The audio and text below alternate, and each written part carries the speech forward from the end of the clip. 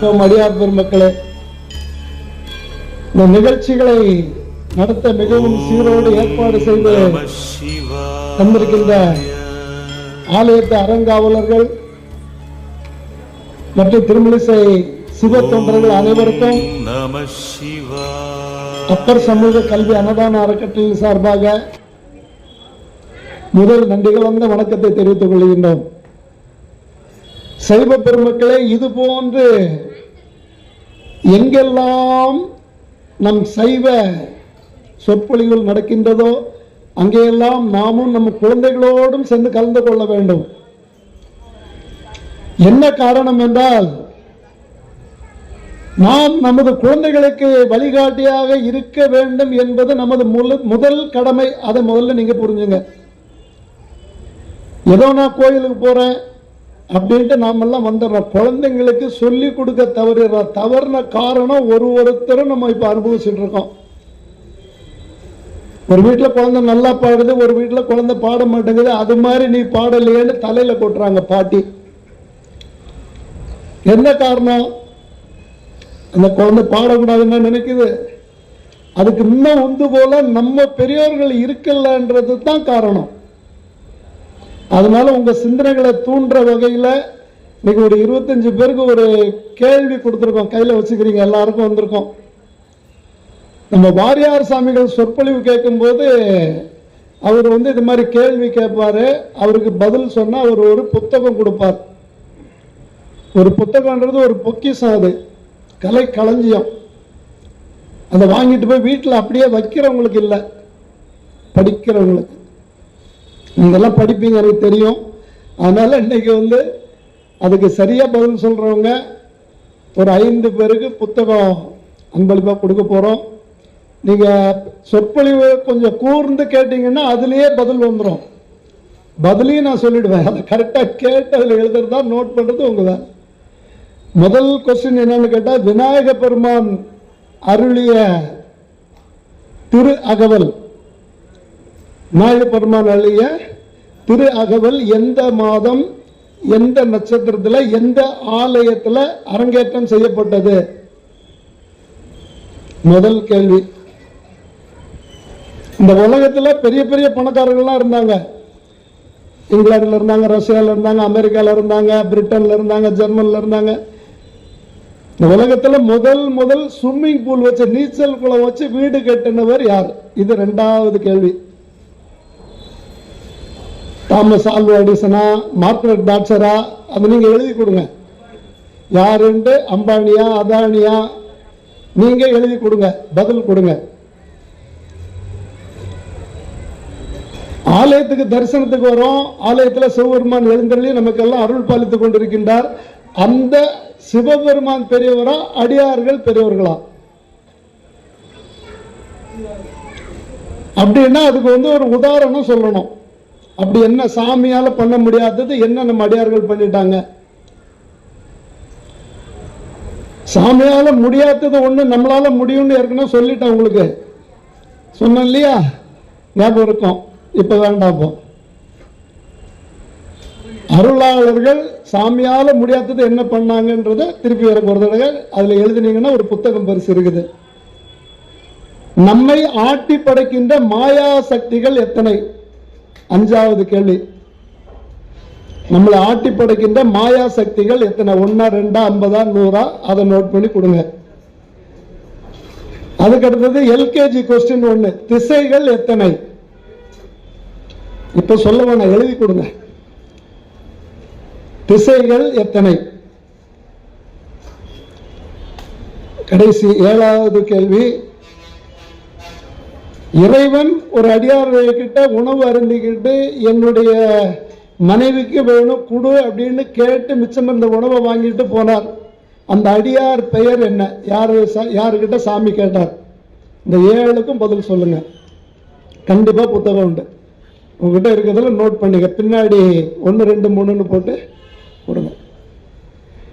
இந்த தலைப்பு அடியார் பெருமக்களை நின்ற சீர் நெடுமாறன்ற தலைப்புல நம்ம சிந்திக்க இருக்கிறோம். நின்ற சீர் நெடுமாறன், நெல்வேலி ஆண்ட நின்ற சீர் நெடுமாறன், அடியார்க்கும் அடியேன்.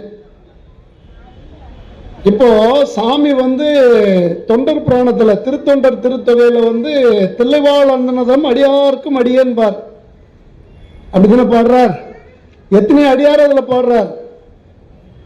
இதெல்லாம் முக்கியமான நோட்ஸ், கொஞ்சம் குறிச்சுங்க.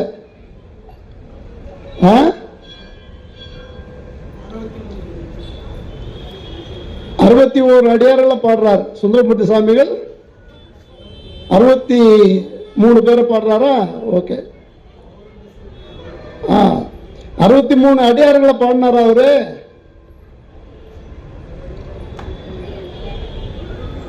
இப்போ நான் சொல்லுவேன், வாச கூப்பிடுன்னா வாச கூப்பிடு, நீங்க வருவீங்க. வாசுடைய நண்பரை கூப்பிடுன்னா அவர் கூட ஒருத்தர் இருப்பார் குள்ளமா, அவரை கூப்பிடுன்னா அப்ப வாசு இல்லை, வாசு கூட இருக்கிற ஒருத்தர். அப்படி 21 அடியார்கள் அங்க பிரிக்கிறார் சுந்தரமூர்த்தி சாமிகள் தனியா. தில்லைவாழ் அந்தனர்தம் அடியாருக்கும் அடியேன், திருநீலகண்டத்து கோயனார்க்கு அடியேன். அதுல பாருங்க, அப்படியே சொல்லிட்டு வாங்க, அப்படியே அந்த பதிகத்தை படிச்சுட்டு வாங்க. அதுல ஏயர்கோன் கலிக்காமன் அடியாருக்கும் அடியேன், திருநாவுக்கரசு அடியார்தம் அடியாருக்கும் அடியேன். அங்க என்ன சொல்றாரு? திருநாவுக்கரசு தான் அடியாருக்கு அடியன், அவரை யார் பணிஞ்சாங்களோ அந்த அடியாருக்கு நான் அடியேன். அப்படி 21 அடியார்கள் அங்க குறிப்பிடுறாருங்க. நின்றசீர் நெடுமாற நாயனாருக்கு அடியன்றாரு, திருநாவுக்கரசு அடியார்தம் அடியாருக்கும் அடியன்றார். இப்ப புரியுதுங்களா அடியார்களுடைய பெருமை? சாமிய பாடியே புகழடைஞ்ச அடியார் பெருமக்கள் திருவடியே வணங்கி சுந்தரமூர்த்தி சாமிகள் நாவல நின்று இன்னைக்கு 63 நாயன்மார்கள்ல திருத்தொண்டர் திருத்தொகையில வர்ற அளவுக்கு காரணம்னா என்ன? அந்த குரு பக்தி தாங்க. இதை நம்ம முதல்ல நல்லா தெரிஞ்சுக்கணும். நின்றசீர் நெடுமாறன் மங்கையர்க்கரசியாருடைய கணவன், பாண்டியன் நாட்டினுடைய மன்னன். அவர் ஆட்சி செய்த இடம் திருநெல்வேலி வரைக்கும் ஆட்சி செஞ்சிருக்கார். நெல்வேலி ஆண்டன்னு சேக்கலார் சாமி குறிப்பிடுறார். நெல்வேலி ஆண்ட நின்றசீர் நெடுமாறன் அடியாருக்கும் அடியன், நின்றசீர் நெடுமாறன் அடியாருக்கும் அடியன். அப்ப திருநெல்வேலி வரைக்கும் போய் அங்க வென்று தன்னுடைய கொடியை நாட்டி புகழ பரப்பியிருக்காரு. அந்த மன்னன் அதுக்கு முன்னாடி எப்படி இருந்தார்?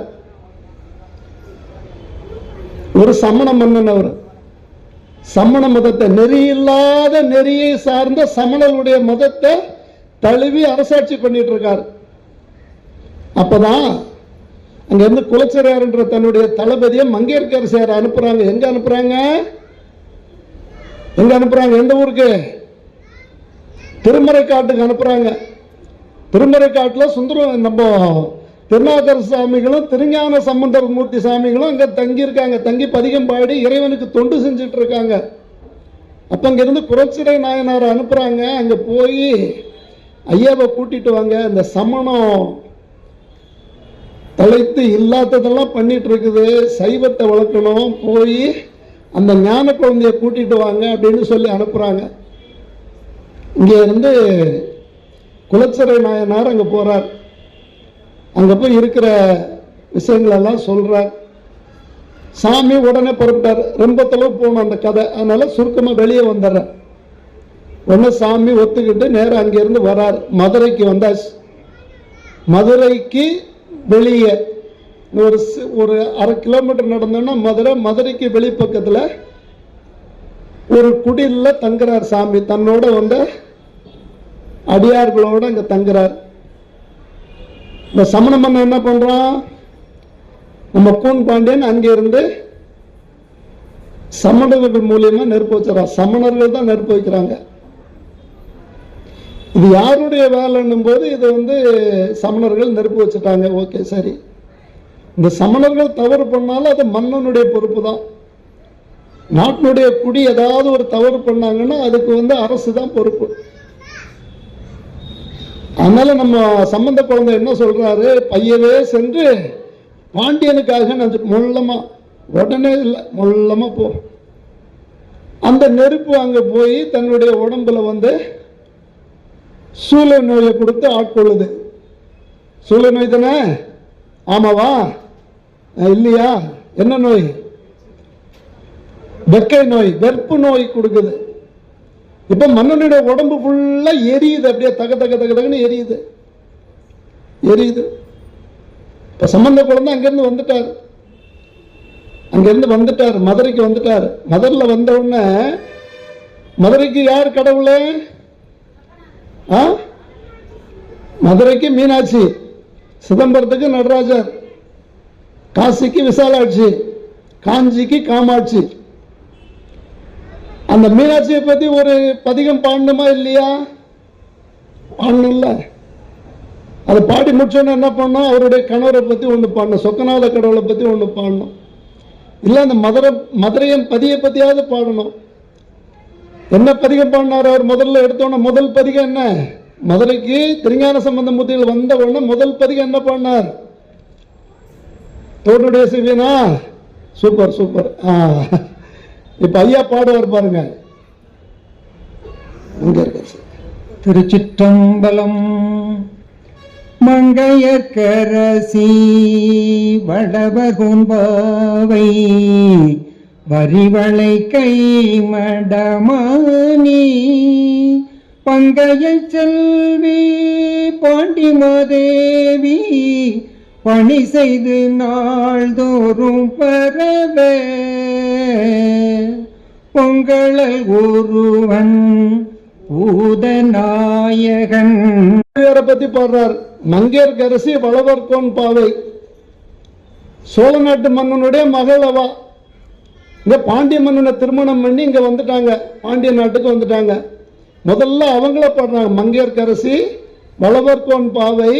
அந்த மங்கையரசியினுடைய இயற்பெயர் என்ன? மானி. இரண்டாவது வரியில சொல்றா பாருங்க, மடமானி. அந்த மானி தான் மங்கையர்க்கரசியினுடைய இயற்பெயர். அந்த மங்கையர்க்கரசியை பாடுறார். அதுக்கு அடுத்தது யார பாடுறார்? மூணாவது வரி படிங்க. பங்கைய செல்வி பாண்டிமாதேவி பணி செய்து நாள்தோறும் பரவ பொங்கலல் ஒருவன் பூதநாயகன். இப்ப சாமியை பாடுறார். பூதநாயகன் சிவபெருமான், பூதகலங்களுடைய தலைவர் சிவபெருமான். எத்தனாவது வரியில பாடுறாரு? மூணாவது வரியில பாடுறாரு. இப்ப அந்த ஊருக்கு தலைவி யாரு? நம்ம மீனாட்சி அம்மா. அவளை பத்தி பாடலன்னா எப்படி கோச்சுப்பாங்களா இல்லையா? எப்ப பாடுறாரு? அஞ்சாவது வரியில பாடுறாரு. அங்கேற்கண்ணி பாடுறார் பாருங்க. அங்கையர்கண்ணி தன்னோடும் அமர்ந்த ஆலவாயாவதும் இதுவே. இதுதான் சம்பந்த பெருமான் மதுரையில பாடிய முதல் பதிகம் தான்.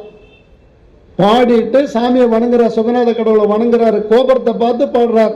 கோபுரத்தை பார்த்து மங்கையர்க்கரசி வளவர்கோன் பாவைன்ற பதிகத்தை பாடி போய் மடத்துல தங்கும் போதுதான் சமணர்கள் வந்து நெருப்பு வச்சிடுறாங்க. உடனே சாமி சொல்றாரு, பையவே சென்று பாண்டியனுக்காக. பாண்டியனுக்கு போயாச்சு. பாண்டியன் வந்து வெப்ப நோயில துடிக்கிறார். அப்படியே புழு மாதிரி, நெருப்பிலிட்ட புழு மாதிரி துடிக்கிறார். இதுக்கு என்ன மருந்து? சமணனுடைய மருந்து என்னன்னு கேட்டீங்கன்னா, ஒரு மயில் பீலி வச்சுப்பாங்க, கொஞ்சம் தண்ணி வச்சுப்பாங்க. அந்த தண்ணியை வந்து மயில் பீலில தொட்டு அஸ்தி நாஸ்தி, அஸ்தி நாஸ்தி, அவ்வளவுதான். அவங்களுடைய மந்திரமே என்னன்னு கேட்டா, எது இருக்குதோ அது இல்லை, இதுதான் மந்திரம். ஒரு கடுமையான உடல்ல வந்து வருத்தி யாருக்கும் பயன் தராத ஒரு மதம் என்ன மதம்னா சமண மதம் தான். ஒரு தண்ணி எடுத்துட்டு மயில் பீலியில தொட்டு ஆஸ்தி நாஸ்தி, ஆஸ்தி ஆஸ்தின்னா செல்வம், நாஸ்தின்னா என்ன? இது என்ன காரணம் கேட்டீங்கன்னா, அவங்களுடைய மதம் வந்து இருள்ல இருந்து தோன்றியது. இருள்ல தோன்றதெல்லாம் இருள்ல மறைஞ்சிரும்ன்றது அவங்களுடைய நம்பிக்கை. நம்ம மதம் ஒளியிலிருந்து தோன்றியது. நம்ம எல்லாத்தையும் பிரகாசமா வச்சிருப்போம். நல்ல முகத்தை கழுவு, திருநீர் பூசு, காலை கழுவு, நெத்தில போட்டு வை, விளக்கேத்து, சாயந்திர வீட தொழி. இது நம்மளுடைய மதம். அவங்க என்ன பண்ணுவாங்க? ஆடை இல்லாத இருப்பாங்க. அவங்க ஆடையே கிடையாது, இருட்டில் தான் இருப்பாங்க. மாலை வேளையில சாப்பிடவே மாட்டாங்க. எந்த விதமான நம்ம பயன்படுத்துற எந்த பொருட்களும் அவங்க பயன்படுத்த மாட்டாங்க. இந்த தலையில இந்த உரோமம் வளர்ந்ததுன்னா அந்த உரோமத்தை ஒண்ணு ஒண்ணா புடுங்கி புடுங்கி எடுத்துருவாங்க. மலிச்சவன திருப்பி வளர்ந்து புடுங்கி எடுத்துருவாங்க. அந்த மாதிரி கொள்கை இல்லாத அமணர்கிட்ட இப்ப நம்ம கூன்பாண்டியன் மாட்டிட்டு இருக்காரு.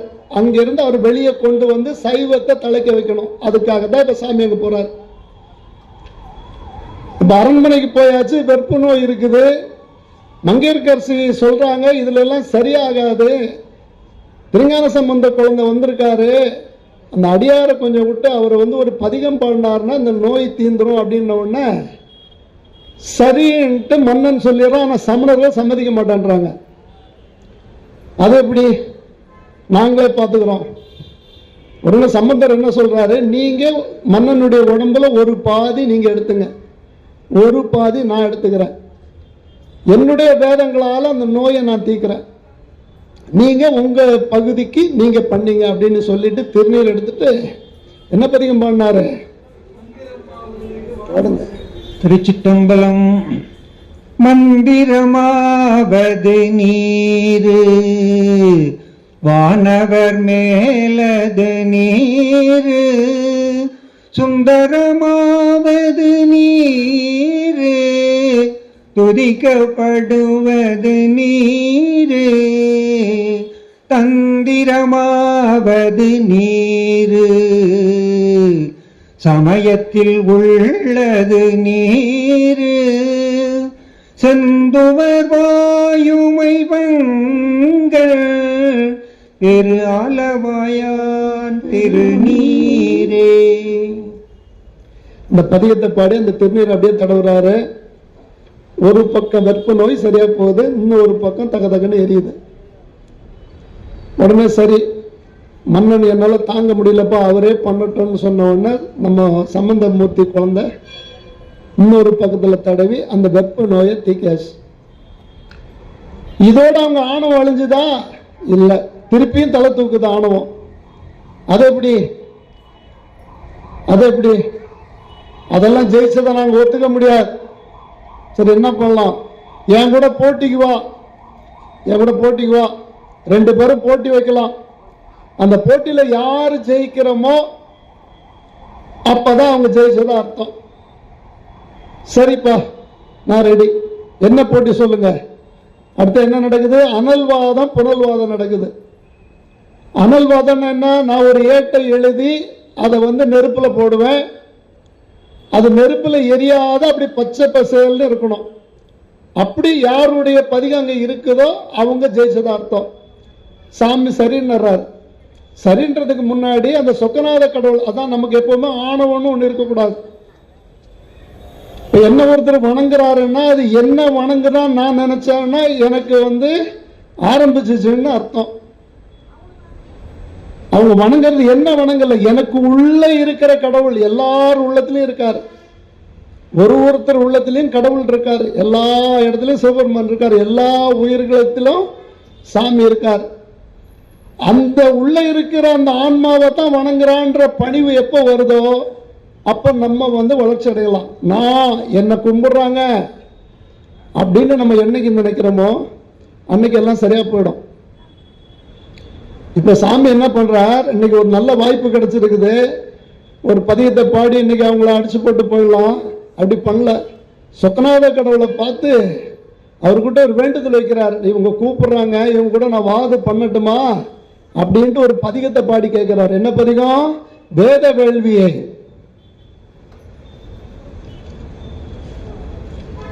திருச்சிற்றம்பலம்.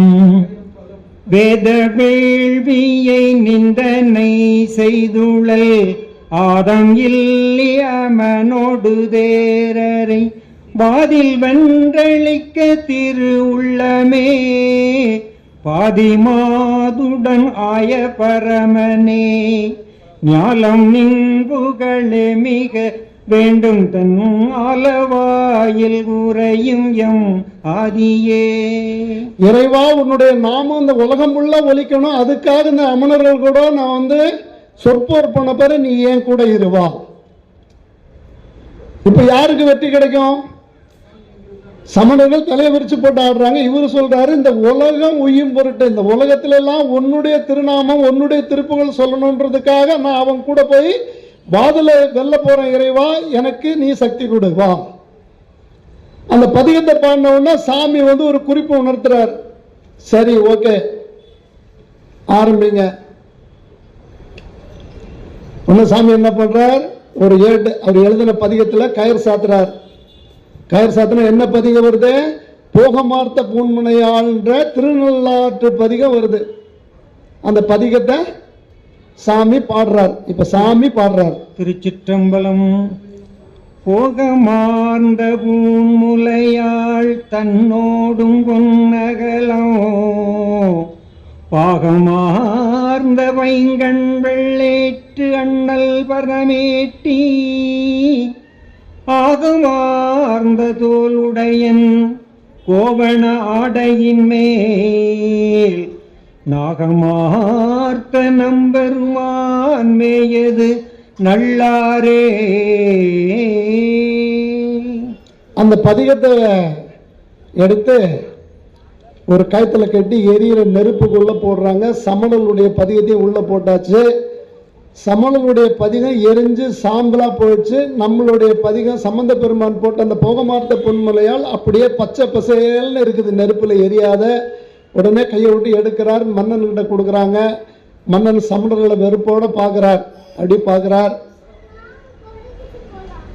உடனே விட்டாங்களா? இல்ல, இன்னும் ஒண்ணு இருக்குது, புனல்வாதத்துக்கு வா, அதுலயும் ஜெயிச்சிட்டீங்கன்னா அப்புறம் பேசலாம். சாமி சரின்றார். சரி, ஓகே. இப்ப புனல்வாதம் என்ன, ஆத்துல இருந்து தண்ணி காட்டாத்துல இருந்து இப்படி அடிச்சுட்டு வருது, வைகை ஆத்துல இருந்து இப்படி வருது. நம்ம எதிர்நீச்சல் போடணும்னு சொல்லுவோம் இல்லையா, எதிர்நீச்சல் போடுறோம் அப்படின்னு சொல்லுவோம் இல்லையா, அந்த மாதிரி எதிர்நீச்சல் போட்டு நம்ம எழுதின பதிகம் போகணும். தூக்கி தண்ணியில போட்டுருவாங்க. அந்த வர வைகை ஆத்து தண்ணியை எதிர்த்து ஆத்துல போகணும். எந்த பதிகம் போச்சோ அந்த பதிகம் தான். ஓகே, சரிண்ணா, சரி. இப்ப போட்டி ரெடி ஆயிடுச்சு. சமணர்கள் அவங்க பதிகத்தை எழுதி அப்படி போட்ட மாத்திரத்துல அப்படியே தண்ணியோட அடிச்சுட்டு போச்சு. அதுதான்.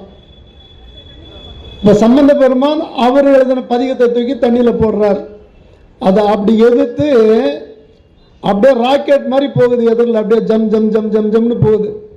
போய் அந்த ஏடு நின்ன இடம் தான் திரு ஏடகம்ன்ற திருநாமம். சாமி திருக்கோயில் இருக்குதாங்க, திரு ஏடகம் பாடல் பெற்ற திருத்தலம். அந்த ஏடு போற வேகத்துக்கு சைட்ல ரெண்டு பக்கம் கரை ஓரத்துல குதிரைப்படை வீரர்கள் போறாங்க ஸ்பீடா. அந்த குதிரையால போக முடியல, அவ்வளவு வேகமா போச்சு அந்த ஏடு. அது என்ன பதிகம்? வாழ்க அந்தனர் வானவர் ஆனினம். வாழ்க அந்தணர் வானவரானினோ வீழ்க தன்புனல் வேந்தனும் ஓங்குக ஆழ்கதி. வாழ்க அந்தணர். அந்தணருக்கு என்ன தகுதி? அறம் வளர்ப்பார் அந்தணர். அறத்தை வளர்க்குறவங்க. அவங்க எந்த தப்பு தொழிலுக்கும் போக மாட்டாங்க. ஒரு ஆலயத்தில் இருந்தாங்கன்னா அந்த ஆலயத்தை சுத்தம் பண்ணி சாமிக்கு அபிஷேகம் பண்ணி சாமிக்கு உண்டான வேலைகள்லாம் பண்ணிட்டு உட்காந்துருப்பாங்க. ஊரில் இருக்கிறவங்க ஒரு நல்லது கெட்டதுக்கு கூப்பிட்டு அவங்களுக்கு ஏதாவது ஒரு வேலையை கொடுப்பாங்க, அதையும் செய்வாங்க. சிவனேன்னு உட்காந்துட்டு இருப்பாங்க. அவங்களுடைய வேலை என்னன்னா 4 மறை 6 அங்கம் தெளிவுற கற்றுக்கொள்வது. 4 மறைகள் என்ன? ரிக், யஜூர், சாமோ, அதர்வனம். தமிழ்ல வந்து அது அறம், பொருள், இன்பம், வீடுன்றாங்க. இந்த 4. 6 அங்கம்: வேதாங்கம், சிசா, வியாகரணம், சந்தஸ், ஜோதிடம், திருத்தகம், கல்பம். இன்னொரு பேர சொல்லுவா? சிசா, வியாகரணம், சந்தஸ், ஜோதிடம், திருத்தகம், கல்பம். இதுதான் 6 அங்கம். மொத்தம் சேர்த்து 10. 4 மறை 6 அங்கம். நம்ம குருநாதரை வணங்கும் போது ஒரு பதிகம் பாடுவோம் இல்லையா, கல்லாலில் புடை அமர்ந்து 4 மறை 6 அங்கம். முதல் கற்ற கேள்வி வல்லார்கள் 4வருக்கும் வாக்கிரத்த பூரணமாய். அந்த பதியத்தில் 4 மறை 6 அங்கம் சிவபெருமான் நித்தமும் ஓதிட்டு இருக்கார். அதை தெளிவுற கற்று வர அடியார்களுக்கெல்லாம் சந்தேகம் இல்லாத விளக்கம் சொல்றது தான் அந்தணர்களுடைய வேலை. அதனால்தான் அவங்கள உயர்ந்த இடத்துல வச்சு நம்ம சாமி சம்பந்த பெருமான் பாடுறார், வாழ்க அந்தனர். அடுத்தது போனார் வானவர், அடுத்தது போறார் பசுக்கள். பெத்த தாய்க்கு அடுத்தது ஒரு குழந்தைக்கு பால் கொடுத்து வளர்க்கறது பசு தான். அதை கூட்டிட்டு போய் அறுத்துறாங்க. நான் கூட என் நண்பர் வீட்டுக்கு போனேன், அங்கே பசுமாடு வச்சிருந்தாங்க, பால் கறந்து கொடுத்தாங்க, காப்பி நிறைய பால் சாப்பிட்டோம். அடுத்த முறை அவங்க வீட்டுக்கு போகும்போது அந்த மாடு இல்லைங்க. ஐயா அந்த பசுவை என்னாச்சுன்னு கேட்டேன்.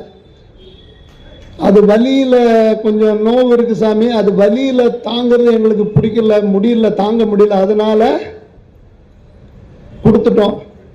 வாங்கிட்டு போன என்ன பண்ணிருப்பான், அந்த அடியார் இங்க இருக்கார், இங்க இருக்கார், அவருக்கு கேட்டுட்டு தான் இருக்கார், நம்மளை தான் சொல்றாருன்னு அவருக்கு புரியுது. அந்த மாடை வாங்கிட்டு போன என்ன பண்ணிருப்பான், வலிக்க வலிக்க அறுத்துருப்பான். அப்படித்தானே? இவ்வளவு நாள் உனக்கு பால் கொடுத்து அதை உங்க வீட்டிலேயே வச்சுக்க, இறந்து போச்சுன்னா ஒரு பழத்தை தோண்டி மூட்டு போய் சிவ சிவான்னு என்ன ஆயிட போகுது உனக்கு. மூணாவது இடத்துல இனத்தை வைக்கிறார், பசுவை வைக்கிறார்.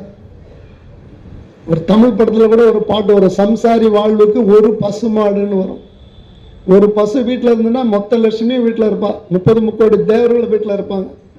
நமக்கு இன்னைக்கு பசுவும் இல்லை, பசு வளர்க்குற வசதியும் நமக்கு இல்லை, இடம் இல்லை. 400 ஸ்கொயர் ஃபீட்ல 8 பேர் இருக்கோம், என்ன பண்றது சொல்ல. வாழ்க அந்தனர் வானவர் ஆனினம், வீழ்க தன்புணல். யாரு தன்புணல்? சமணர்கள். வேந்தனம் ஓங்குக. வேந்தன் ஓங்குகன்னு சொல்றது எங்க வச்சு சொல்றாரு? இது ஏற்கனவே சொல்லிட்டு இப்ப திருப்பி சொல்றேன். அவருக்கு அந்த கூன் பாண்டியனுக்கு உபதேசம், குரு உபதேசம் வைகை ஆத்தன் கரையில இருந்து திருவேடகத்துல சொல்றார். அந்த பதிகத்தை எடுத்து படிக்கும் போது அவன் காதல சொல்றார், வாழ்க அந்தனர் வானவர் ஆனினம் வீழ்க தன்முனல் வேந்தன் ஓங்குக. இப்ப கூன் பாண்டியன் என்ன பண்ணிட்டான்? நிமிர்ந்த பாண்டியன் ஆயிட்டான். நின்ற சீர் நெடுமாறன். இன்னைக்கு தலைப்பு அவர் தான், நின்ற சீர் நெடுமாறன். அதனாலதான் இவ்வளவு சொல்லிட்டு இங்க வரோம். வேந்தனும் ஓங்குக, ஆழ்க தீயதெல்லாம், அறம் நாமமே சூழ்க இவ்வையகம் துய தீர்க்கவே. இப்ப மன்னன் பார்த்தா சமணர்கள் எல்லாம் சொல்லிட்டான், நீ முதல்ல இடத்தை காலி பண்ணுங்க, கிளம்புங்க. இந்த சமணர்கள் என்ன கொள்கைன்னு கேட்டா, தடுமாறும் நெறியதனை தவம் என்று தம்முடைய, தடுமாறும் நெறியதனை தவம் என்று தம்முடைய. அவங்களுக்கே ஒரு தடுமாற்றம், அதை தான் நெறின்னு சொல்லிட்டு அவங்க நம்ம மேல திணிக்கிறாங்க. இதுதான் அங்க ஒரு கொடுமை. அடுமாறு செய்தொழுகும் அமன் வலையில் அகப்பட்டு விடுமாறு தமிழ் விரகர் வினைமாறும் களலடைந்த நெடுமாறனார் பெருமை உலகேலும் நிகழ்ந்ததால். நம்ம சேக்கலா சாமியில் ஆரம்பிக்கும் போது முதல்ல அவங்க பெருமையை சொல்லுவார். இந்த மன்னன் சமணர்கள்ட்ட மாட்டிட்டு ரொம்ப அவஸ்தைப்பட்டு இருந்தான். எங்க சைவ குழந்தை அந்த சமணனை மாத்தி அந்த மதுரையே மாத்திடுச்சு, அதனால அவர் பெருமையை நான் சொல்றேன். புரியுதுங்களா? இப்போ சம்பந்த பெருமானை பத்தி பாடும்போது என்ன சொல்ற சேகரார் சாமி? பரந்தெழுந்த சமன் முதலாம் பரசமே இருள் நீங்க சிறந்தழுவ சைவ நெறி திருநீட்டின் ஒளி விளங்க. இந்த திருநீர் பொலியதான் சம்பந்த பெருமான் திருவள்ளார் எடுத்தாராம். சைவ திருநீட்டின் ஒளி விளங்க சாமி அவதாரம் எடுக்கிறார் சம்பந்த பெருமான். அப்ப பெருமான் பத்தி என்ன சொல்றார்? திருநாவுக்கு அரசு வளர் திருத்தொண்டி நெறிவாள, திருநாவுக்கு அரசு வளர் திருத்தொண்டின் நெறிவாள வருஞான தவ முனிவர் வாகீசர் வாய்மைத்துவள் பெருநாமம் செப்பலுட்டேன் இப்பேருலகில் ஒரு நாவுக்கு உரை செய்ய ஒண்ணாமை நண்ணுகிறேன். ஒரு நாக்கு கூட என்னால விளக்க உரை எழுத முடியாது, ஆனா திருநாவுக்கு எழுத நான் ஆரம்பிச்சிரு, இறைவா என்னை காப்பாத்து.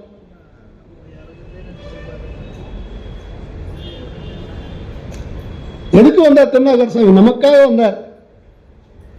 63 நாயன்மார்கள் எதுக்காக வந்தாங்க? நமக்காக வந்தாங்க. சாமி ஏன் போய் கண்ணாடி முன்னாடி பார்க்கணும், அந்த திருவுருவத்தை வெளியே வான்னு சொல்லணும், திருப்பி அங்கிருந்து இங்க அனுப்பணும்? நமக்காக அனுப்பிச்சார். யார? சுந்தரமூர்த்தி சாமிகளை. அந்த மாதிரி கொள்கை இல்லாத அமணர்கள்ட்ட மாட்டி முழிச்சிட்டு இருந்த அந்த நம்ம நின்ற சீர் நெடுமாறன் இப்ப அங்கிருந்து வெளியே வரார். கொண்டு வந்தது யாரு? நம்ம சாமி. நின்ற சீர் நெடுமாறனை பத்தி வெறும் 10 வரிகள் தான், 10 பாடல் தான். சேக்கிழார் சாமிகள் கொடுத்திருக்கார். பெருசா ஒண்ணு இல்லை. அவர் மிகப்பெரிய போர் படை வச்சிருந்தார். அவருடைய யானைப்படை குதிரைப்படையெல்லாம் மிக வல்லமை வாய்ந்த யானைப்படை. யாருமே நெருங்க முடியாத தனியா கட்டி போட்டிருக்க யானை, மத நீர் ஒழுகிற யானையை தான் தன்னுடைய படையில வச்சிருந்தார். அந்த மத நீர் ஒழுகிற யானைக்கு கிட்ட யாருமே போக மாட்டாங்க. ஏன்னா அது வந்து மதம் பிடிச்ச யானைன்னு சொல்றோம் இல்லையா, அந்த யானையை தான் தன்னுடைய படையிலே வச்சிருந்தாராம். கட்ட அழுத்து விட்டோம்னா மொத்தம் காலி. அந்த மாதிரி படை வச்சிருந்தாராம். அந்நாளில் ஆளுடைய பிள்ளையார் அருளாலே தென்னாடு சிவம்பெருக செங்கோல் உய்ய தரமளித்து சொன்னமா நெறி போற்றி கருநகர்கோன் தனை கொண்ட பொன்னாரும் அணிபார்பி புறவனார் பொலிகின்றார்.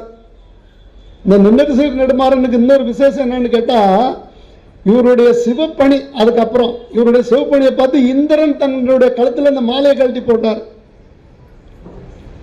அந்த மாலையை போட்டுட்டு அப்படி ஜம்முன்னு பொலிவோடு இருக்காராம். சேக்கலாசன் சொல்றார், பொன்னாரம் அணிமார்பில் புறவலனார் பொலிகின்றார்.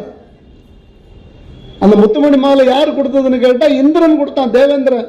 இந்தா நீ அவ்வளவு அழகா சிறப்பா பண்றப்ப அந்த இடத்துக்கு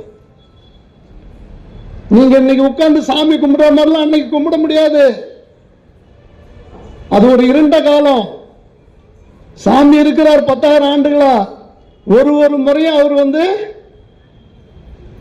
அவருக்கு ஒண்ணும் கிடையாது, இன்பமும் துன்பமும் எல்லாமே உள்ளான. அவருக்கு என்ன, நீ என்ன பண்ண என்ன, அவருக்கு அவர் அப்படியே இருப்பார்.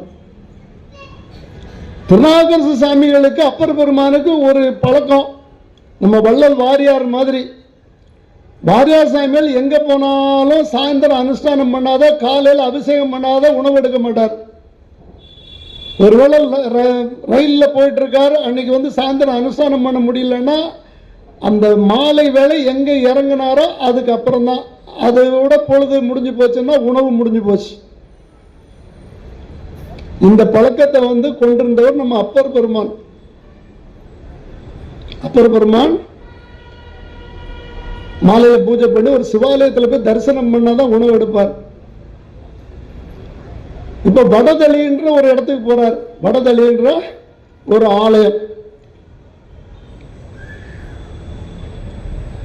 அந்த கோயில்ல போய் அந்த இடத்துக்கு போய் வடதளின்ற ஊர்ல போய் அந்த உணவு அருந்துற நேரம் வந்தோடனே அங்க இருக்கிறவங்கள கேட்கிறாங்க, எப்பா இங்க ஏதாவது சிவன் கோயில் இருக்குதா? சுத்தி முத்தி பாக்குறார்.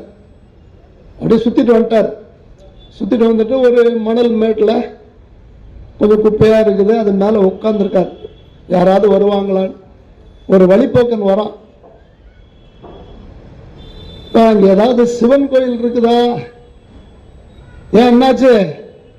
நான் சிவனை தரிசனம் பண்ணிட்டு தான் உணவு அருந்துவேன், பசிக்குது சாப்பிடணும். அதாங்க. அப்படியா? நீ உட்கார்ந்து சிவன் கோயில் தாயா? என்னது சிவன் கோயிலா?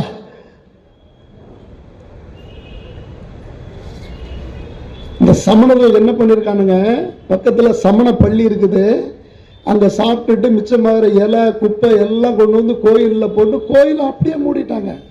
அதுக்கு மேல அப்பர் பெருமான் உட்கார்ந்துருக்கார். அன்னைக்குதான் நோட் பண்ணீங்க, அன்னைக்குதான் அப்பர் பெருமான் தன்னுடைய கையில உளவாரம் என்ற ஆயுதத்தை எடுக்கிறார். முதல்ல உலகத்திலே உண்ணாவிரதம் ஆரம்பிச்சவர் நம்ம சாமி தான், அப்பர் பெருமான் தான். அங்கே உட்கார்றார். நாளையும் பூஜை நடக்கிற வரைக்கும் நான் அந்த இடத்த விட்டு போக மாட்டேன்னு உண்ணாவிரதம் இருக்கார். கையில உளவாரத்தை எடுக்கார். அந்த ஆலயத்தை முழுசா சுத்தம் பண்றார். எல்லாம் கூட்டி பெருகி வாரி போட்டு சுத்தம் பண்ணி நீர் ஊத்தி சுத்தமா கழுவி சாமிக்கு அபிஷேகம் பண்ணிட்டு அதுக்கு அப்புறம் தான் அங்கிருந்து அந்த இடத்த விட்டு போறார். முதல்ல உளவாரி பணி பண்ணது சாமி எங்க? எந்த இடம் சொன்ன? வடதளி, பழையாறை வடதளி. பழையாறை வடதளியில தான் சாமி முதல்ல உழவார பணி எடுத்து உழவாரம் பண்ண. அந்த அளவுக்கு மோசமானவங்க இந்த சமணர்கள். அவங்கள்ட்ட எல்லாம் இருந்து காப்பாத்தின கோயில தான் நம்ம போய் பார்த்துட்டு வரோம். தலை யாத்திரைன்ட்டு போயிட்டு என்ன பண்ணிட்டு வரோம்? சமணர்கள் கூட நம்ம ரொம்ப சுத்தமானவங்களா? இங்க இருந்து பொட்டலம் கட்டிட்டு போய் எல்லாம் சாப்பிட்டுட்டு நம்ம பங்குக்கும் கொஞ்சம் பண்ணிட்டு தான் வரோம். பார்க்க மாட்டேன் பண்றோமா இல்லையா? இப்ப நான் இன்னைக்கு இந்த கோயிலுக்குள்ள வந்தீங்க எத்தனை பேரு? எங்கேயாவது கிடக்கிற குப்பை குளத்தை யார் எடுத்தீங்க? அவருக்கு நமச்சிவாய் சொல்லுங்க. 2 பேர் பண்ணியிருக்காங்க, 3 பேர், இவ்வளவு பேர்ல 3 பேர் பண்ணியிருக்காங்க. உழவார பண்ணினா என்ன? இது உள்ள வரீங்க, அங்க ஒரு குப்பை இருக்குது, ஒரு வாழைப்பழ தோல் இருக்குது, ஒரு தேங்காய் மட்டை இருக்குது, எடுத்து அப்படி போடுறதுதான் உழவார பணி. அன்னைக்கு கொட்டி வச்ச மாதிரி அன்னைக்கு குப்பை கொட்டி வச்சிருக்காங்க இல்லையே? சுத்தமா இருக்குது ஆலயம். அதை இன்னும் கொஞ்சம் சுத்தம் பண்ணலாம, ஆளுக்கு ஒரு துணி எடுத்துட்டு வரலாம். இன்னைக்கு சனிக்கிழமை சனீஸ்வரன் கிட்ட விளக்கு போடுவாங்க, அந்த எண்ணெயை சாமி மேல அப்படி தடவி வச்சிருப்பாங்க கோயில்ல, அதை கொஞ்சம் தொடச்சு வைக்கலாம். கற்பூரம் ஏற்றி வச்சிருப்பாங்க, அந்த இடத்த சுத்தம் பண்ணி வைக்கலாம். இதுதான் நம்ம இந்த உடலால பண்ற சாரீர தொண்டு. தொண்டுகள்ல 4 இருக்குது: சரியை, கிரியை, யோகம், ஞானம். அப்பர் பெருமான் பண்ணது சரியா மார்க்கம். எதுவுமே காசு பணம் தேவையில்லை. நாள்ல இருந்து செய்றீங்களா? சத்தமே வரலையே. நமச்சிவாய நமச்சிவாய. அவர் உழவார பணி செம்மல் தான். அவரு உழவார பணிக்கு தொடர்ந்து போறவர். நம்ம எல்லாம் ஒண்ணு தெரிஞ்சுக்கணும். நம்ம ஆலயத்துக்கு எதுக்கு போறோம்? அந்த ஆலயம் அடுத்த ஜெனரேஷனுக்கு போகணும். அதுக்காக அந்த ஆலய பெருமைகளை நம்ம குழந்தைங்களுக்கு சொல்லி தரணும். நம்ம குழந்தைங்களை கூட்டிட்டு வரணும். அந்த ஆலயத்துக்கு வந்தோம்னா அந்த ஆலயத்துக்கு என்ன தேவைன்றதை நம்ம கேட்டு தெரிஞ்சு ஏதாவது ஒண்ணு பண்ணணும். கேட்கணும், நம்ம தெரிஞ்சுக்கணும். இன்னைக்கு முடியல, அடுத்த முறை வரும்போது ஏதாவது ஒண்ணு, ஏதாவது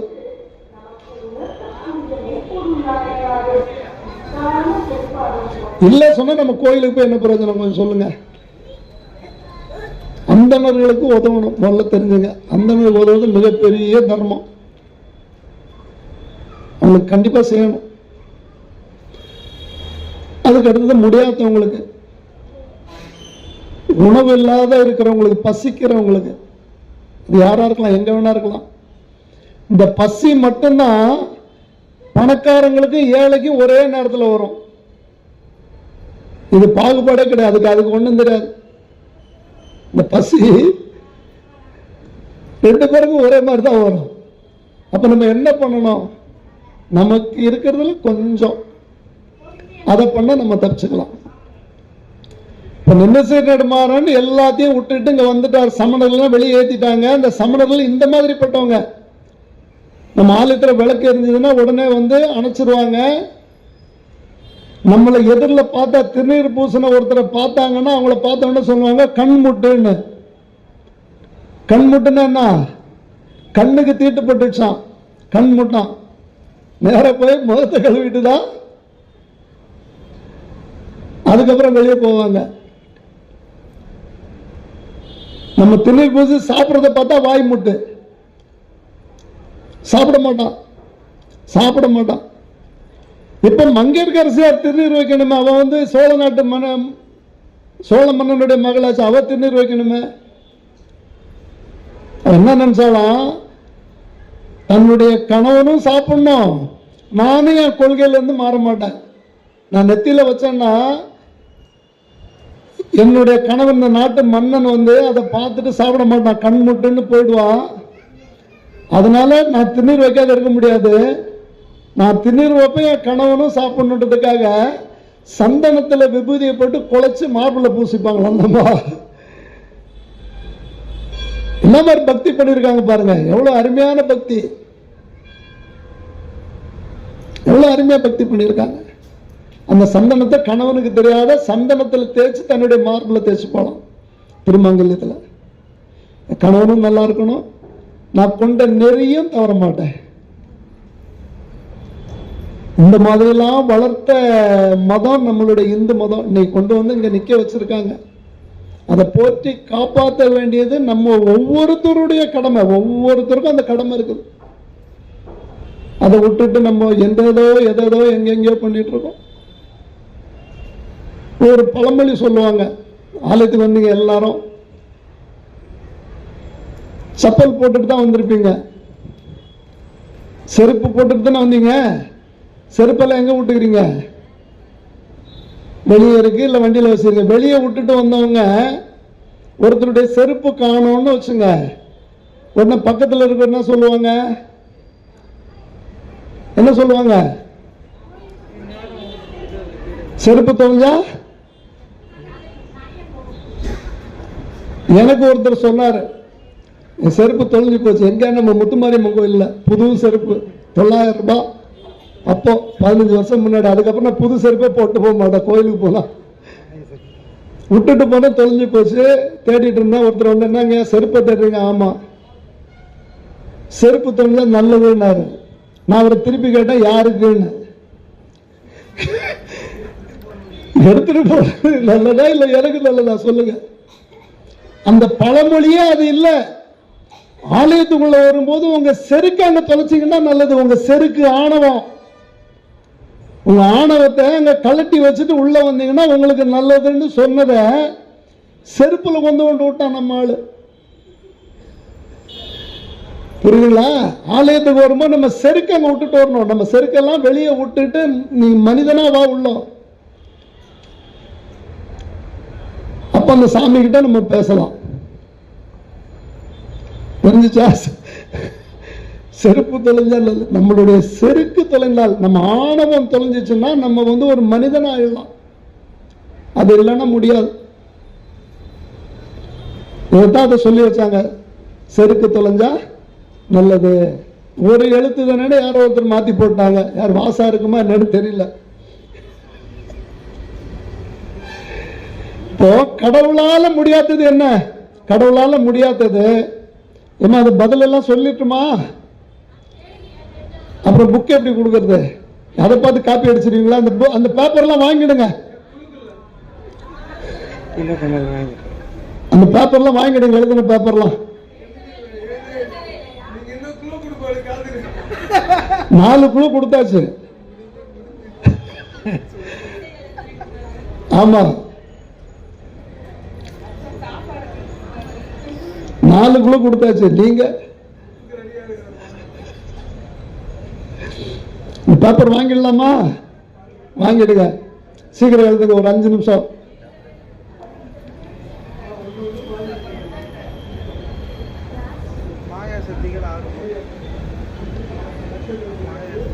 அந்த நிந்தசே நெடுமாறன் அங்க எப்படி ஆட்சி பண்றாருன்னா, எடுத்திருந்த ஞான மீட்பின் இருபடையீர் பெரும்படைஞர் படுத்த நெடும் கரித்துணியும் பாய்மாவின் அருகுறையும். அந்த போர்க்களம் எப்படி இருக்குன்னு சொன்னா, அந்த யானைகள், துண்டுபட்ட யானைகளும் துண்டுபட்ட குதிரைகளும், அதனுடைய ஒலி, அதனுடைய மரண ஒலி வந்து விண்ணை முற்ற அளவுக்கு இருக்குமா அந்த சத்தம்.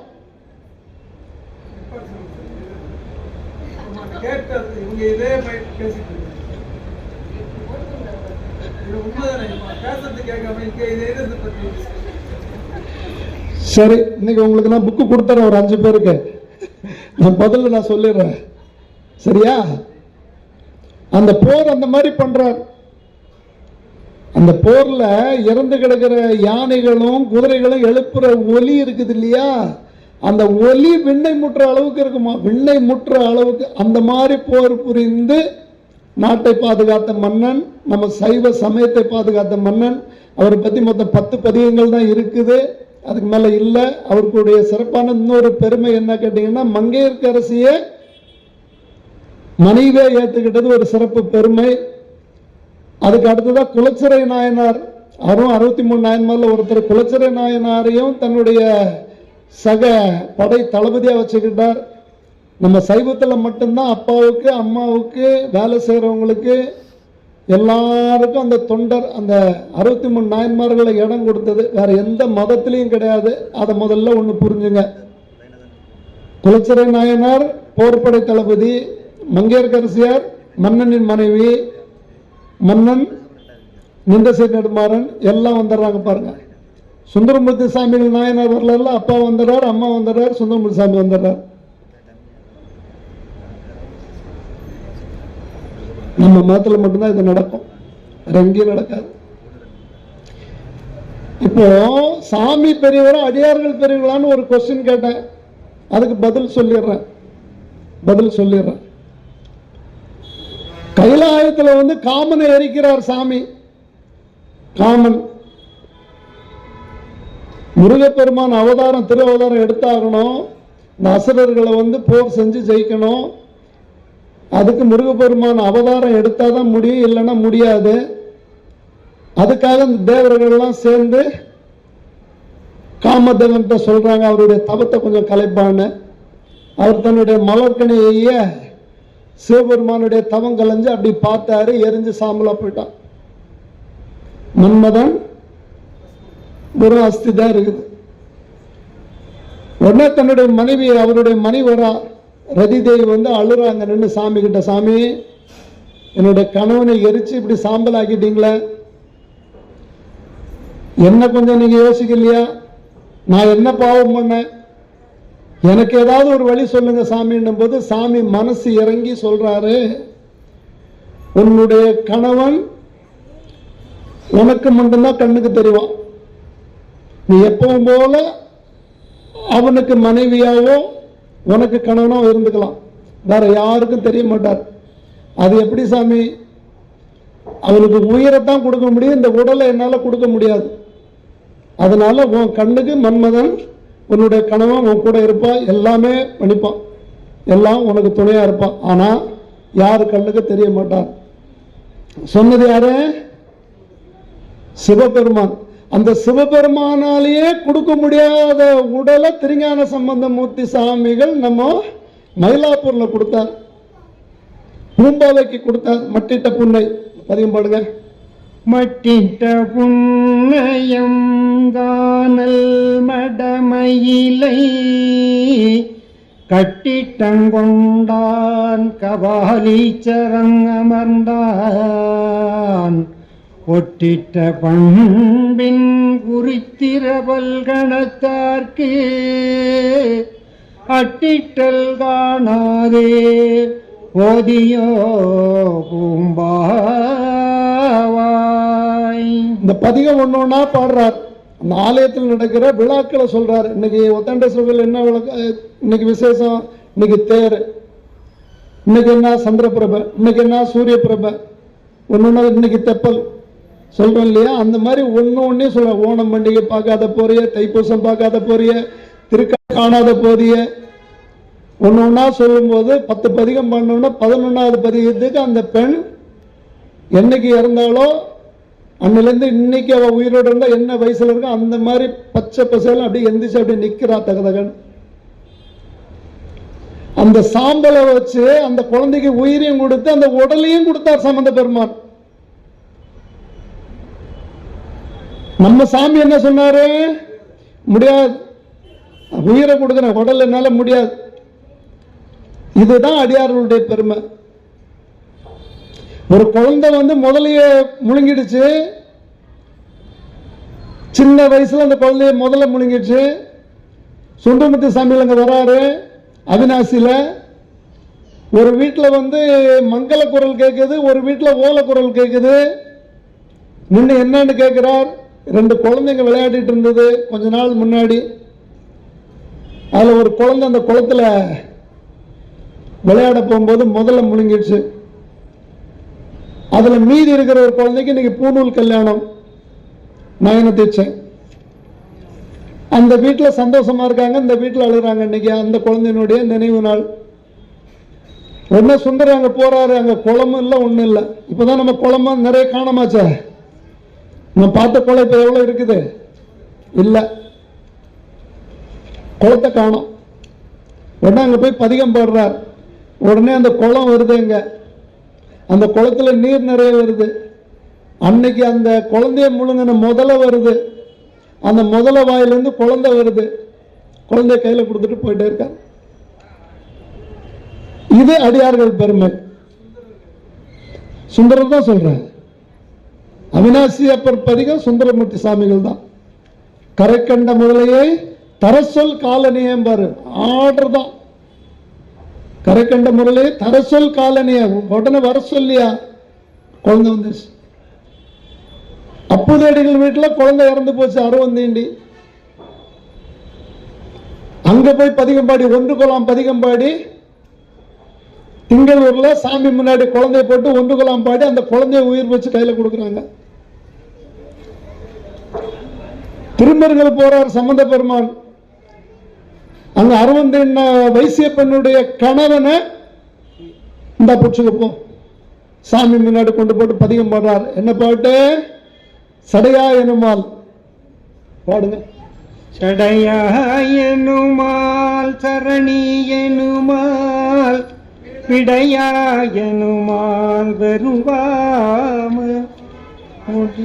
குழலி மனமோ மருகள் உடையாய் தகுமோ இவள் உள் மெலிவே. இந்த பதிகத்தினுடைய பொருள் என்ன? எப்பா இவங்க திருமணம் பண்ணணும்ட்டு வந்தாங்க ஊரை விட்டு. இப்ப அந்த பெண்ணு எந்த களங்கமும் இல்லாத இருக்கிறான்னு சொல்றது கூட அவன் உயிரோட இல்லையே. அந்த பெண் ஓலம் படுறா. காலையில திருமருகளுக்கு நம்ம சம்பந்த பெருமான அடியாரோட போறார். பக்கத்தில் ஒரு ஓலம் கேட்குது. நம்மளாம் என்ன பண்ணுவோம்? ஏதோ அழுதுட்டு இருக்கான், வா நம்ம முதல்ல சாமியை போய் பார்க்கலாம் வா. ஆனா அப்படி பண்ணல. அப்படி அங்க ஏதோ அழுகுரல் கேட்குது, அதை போய் பார்க்கலாம். அப்ப அங்க என்ன இருக்குது? அன்பு. அன்பு தான் சிவம். அன்பே சிவம். போதுமா? எங்க அன்பு இருக்குதோ அங்க சிவம் இருப்பார். எங்க அன்பு இல்லையோ அங்க ஒன்றும் இல்லை. ஒன்றும் இல்லை, வெறும் பாலடைஞ்ச வீடு தான். சிவபெருமான் உள்ள இருக்காருன்னா அங்க அன்பு இருக்கும். அவங்களுக்கு இல்லைன்னா இல்லை, முடிஞ்சு போச்சு. இப்ப பார்க்கிறார், அன்பால போறாரு. அங்க முதல்ல சாமி பார்க்கலாம், அப்புறம் அந்த குழந்தை போய் பார்க்கலாம். என்னம்மா சாமி, இது மாதிரி நாங்க 2 பேரும் திருமணம், தாய் மாமாவன் 2 பேரும் திருமணம் செய்துக்கலான்னு ஊரை விட்டு வந்துட்டோம். அப்பா ஒத்துக்கல, அதனால வந்துட்டோம். 2 பேரும் இரவாயிச்சு, காலையில கோயில்ல திருமணம் பண்ணிக்கலான்ட்டு இந்த மடத்துல படுத்தோம். நானும் அவனை தீண்டல, அவனும் என்ன தீண்டல. ஆனா அரவன் தீண்டி என் கணவன் இறந்துட்டான். சாமி, நான் சாமி பண்றது. அப்ப சாமி கேட்கிறார், இந்த குழந்தை அவனை நம்பி வந்துட்டா, அவனுடைய உயிர் போயிடுச்சு. உன்னுடைய குளம் பக்கத்தில் இருக்குது, திருமருகல் குளம். அந்த குளத்தில் இருக்கிற குவளை மலர்கள்லாம் பூத்து நல்லா குலுங்குது, புசு புசுன்னு இருக்குது. அந்த மலர்கள் பூத்து குலுங்குறது நீ ஒரு கருணை பண்ணிய, இந்த குழந்தை வாழலாமா? எப்படி கேட்கிறார் பாருங்க. மடையார் குவளை மலரும் மருகல் உடையாய் தகுமோய். உடையான் யாரு? உடையான். உடையாய் தகுமோ இது உள் மெலிவே. ஐயா, குளத்துல இருக்கிற தாமரை அந்த அள்ளி மலர் கூட பல பலன்னு பொலிந்து போயிருக்குதே. இந்த குழந்தை வாடி போய் இருக்கிறாள. 2 சன்னிதானம் பண்ண நடக்குதா? இது என்ன நியாயம் சொல்லு? அந்த வணிகன் உயிரோட வரான். அந்த பதிகத்துல 11வது பதிகத்துல வணிகன் உயிரோட வரான். அதுக்கப்புறம் என்ன? கோயில் அர்ச்சகர் ஃப்ரீ, கோயில்ல நாதஸ்வர வாசிகர் ஃப்ரீ. சாமி குருநாதர் முன்னாடி மங்களமா திருமணம் பண்ணி வச்சு சாமி எது கொடுத்தாலும் ஃப்ரீ தான் கொடுப்பாரு. நம்மள மாதிரி நம்ம தான் கேட்போம், நான் உனக்கு இது தரேன், நீ எனக்கு அது தெரியான்னு. அவரு ஃப்ரீ தான், எல்லாமே ஃப்ரீ பாஸ் தான் சாமி கொடுப்பார். எத்தனை அடியாராச்சு? சம்பந்த பெருமான் 2 இடத்துல உயிர் பிரிச்சு கொடுக்கிறார், உயிர்ப்பித்து தரார். அப்பர் பெருமான் உயிர்ப்பித்து தரார், சுந்தரமூர்த்தி சாமிகள் உயிர்ப்பித்து தரார். ஏற்பகை நாயனார் யார் யார வெட்டி கொண்டாரோ அவ்வளவு பெரிய சாமி உயிர்ப்பித்து தரார். இதுதான் அடியார்கள் பெருமை ஆச்சுங்களா? அப்புறம் வேற என்ன கேள்வி எடுத்தது? இந்த உலகத்துல முதல்ல நீச்சல் குளம் வச்சு கட்டினது யார் தெரியுமா? நம்ம ஓத்தாண்டேஸ்வரர் தான். நம்ம இந்து ஆலயங்கள்ல குளம் இல்லாத ஆலயமே கிடையாது. நல்லா புரிஞ்சுங்க. 1000, 2000, 10,000 வருஷங்களுக்கு முன்னாடியே குளம் வச்சு வீடு கட்டுறது நம்ம சாமி தான். ஆனா யாருமே சொல்ல. இவர் யாரையோ சொன்னாரு, அம்பானியான்னு கேட்டாரு. அம்பானி எல்லாம் டம்பானி ஆயிடுவான். அவரு தான் அம்பானி. ஆதியாய் நடுவுமாய் அளவில்லா அளவுமாய் ஜோதியாய் உணர்வுமாய் உட்கார்ந்திருக்க சிவபெருமான் தான். அவர் தான் முதல்ல ஸ்விம்மிங் பூல் வச்சு வீடு கட்டினவர். ஏன் ஸ்விம்மிங் பூல் சொல்றேன், வீடுன்னு சொல்றேன்? இந்த இடத்துக்கு பேர் என்ன? கோயில். கோன்னா என்ன? அரசன். இந்த திருமணிசைக்கு அரசன் யாரு? சிவபெருமான், நம்ம ஒத்தாண்டேஸ்வரர். அந்த கோ உட்கார்ந்துக்கிற இல்லுன்னா வீடு, இல்லம், இல், இல்லக விளக்கது, இல். அந்த அரசன் உட்கார்ந்துக்கிற அவருடைய வீடு கோயில். கோ பிளஸ் இல், கோவில். அவர் எப்ப போய் ஸ்விம்மிங் பண்ணாருன்னு கேட்பீங்க நீங்க, விதண்டாவாதிக்கு தான். இப்ப சாமி தெப்பத்துக்கு போறாரா இல்லையா? சாமிக்கு தீர்த்தவாரி நடக்குதா இல்லையா? அப்ப அங்க போறாருல, நம்ம தீர்த்தவாரின்றதுதான் ஸ்விம்மிங். அப்போ இந்த உலகத்திலே முதல்ல ஸ்விம்மிங் பூல் கட்டினவரே சிவபெருமான் தான். ஆச்சா? அதுக்கப்புறம் என்ன? அருளாளர்கள் சிறந்தவர்கள். ஆனா அந்த அருளாளர்களுக்கும் அருளை கொடுக்கிறவர் சிவபெருமான். எல்லாத்தையும் கொடுக்க மாட்டார். இந்த சமணர்களை வெல்றதுக்காக அங்க போய் மதுரையில் ஒரு பதிகம் பாடிதான் சாமிகிட்ட உத்தரவு வாங்குறார்.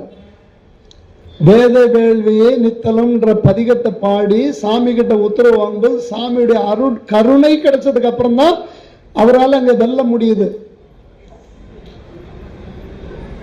அப்ப அவங்கெல்லாம் இறைவனுடைய அருள் கருணை பெற்ற அடியார்கள். சாமி எல்லாத்தையும் தர மாட்டார். கருணை உள்ளவங்களுக்கு சாமியினுடைய அருள் கண்டிப்பா கிடைக்கும். அடுத்தது விநாயகர் அகவல் சொல்லிட்டனா? விநாயகர் அருள் எந்த மாசம்? Very good, super. தென்னாடுடைய சிவனே போற்றி, நாட்டவர்க்கும் இறைவா போற்றி. ஆடி சுவாதியில திருப்பாதிரி புலியூர் விநாயகர் பெருமான் முன்னாடி சீதக்கலப செந்தாமரை பூவும் நம்ம பாட்டி பாடிட்டு இருக்காங்க, அவ்வை பாட்டி. அப்படி பாடிக்கிட்டே இருக்கும்போது அங்க சுந்தரமூர்த்தி சாமிகளும் சேரமான் நாயனாரும் அப்படி மேல குதிரை மேலையும் யானை மேலையும் போறாங்க கைலாயத்துக்கு. அவங்க போகும்போது மேல இருந்து பாட்டியை பார்க்கறாங்க, அவ்வை பாட்டியை பார்க்கறாங்க. அவ்வை பாட்டியும் பார்க்கறான். அப்படியே பூ அர்ச்சனை பண்ணிக்கிட்டே அப்படியே அப்படி பார்க்கறாங்க, அவங்களும் பார்க்கறாங்க. உடனே விநாயகர் பெருமான் கேட்கிறாரு, என்ன உனக்கு போகணுமா, கிளம்புறியா? நம்ம என்ன சொல்லுவோம்? ஆமாம்பா அப்படித்தானே சொல்லுவோம். ஆமாம்பா. நம்ம பாட்டி என்ன சொல்றான்னு கேட்டா அது உன் விருப்பம், உன் விருப்பம். எனக்கு இதுதான் முக்கியம். எனக்கு உன் மேல ஒரு பதிகம் பண்ண, அதான் எனக்கு விருப்பம். என்ன கைலாயம் கூட்டு போனா அது உனக்கு விருப்பம். பாத்தீங்களா? வேண்டத்தக்கது அறிவோய் நீ. கேள்வி அப்படி இருக்கணும். இப்போ யாராவது உங்கள்கிட்ட ஒரு விஷயத்தை கேட்டது தெரியுமா அப்படின்னு கேட்டா தெரியலன்னு என்ன சொல்லுவீங்க? தெரியலன்னு என்ன சொல்லுவீங்க? தெரியலன்னு சொல். அதை கொஞ்சம் மாத்தி சொல்றாங்க அவை பாட்டி. தெரியலன்னு சொல்றதை விட சொன்னா தெரிஞ்சுப்போம்பா,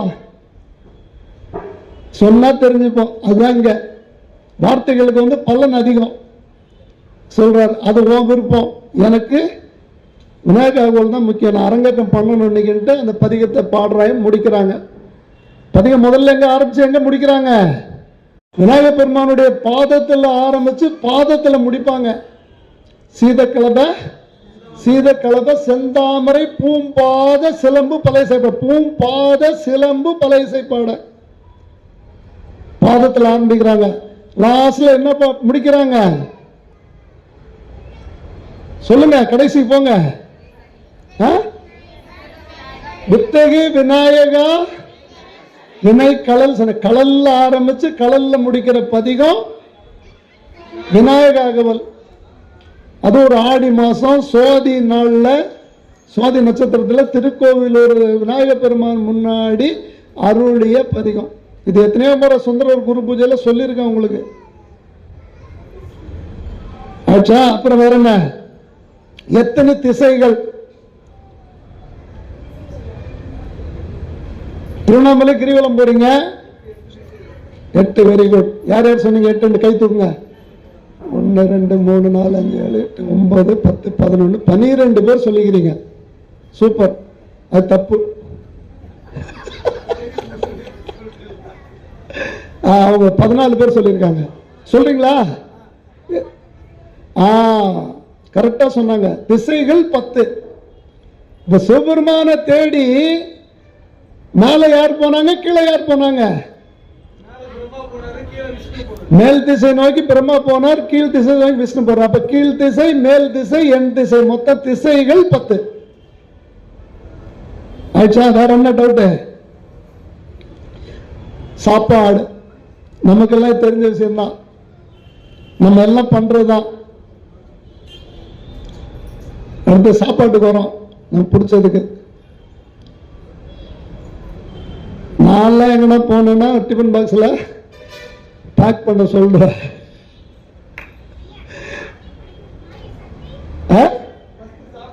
சொல்றேன் முதல்ல சாப்பாடு பசி.